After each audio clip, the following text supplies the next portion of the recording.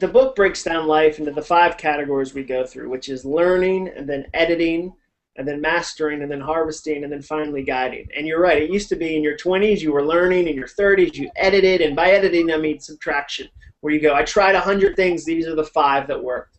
In your 40s you would master, you get really good at something, your relationships would go deep. In your 50s all those decisions would come home, and finally in your 60s you were that wise, older, kind of experienced person that got to guide. And so what I argue is there's 3 things that have changed it. Number 1, retirement is dead.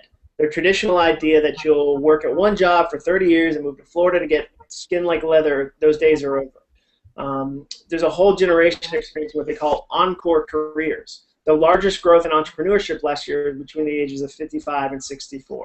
So there's a whole generation that's kind of being forced to be 20 again. The second thing is that anyone can play. We have access to more technology than any other generation ever did before. I met a mom the other day, and she said, I sell hair bows online. I said, that's great. She said, yeah, I sold 70,000 at around $4 a piece.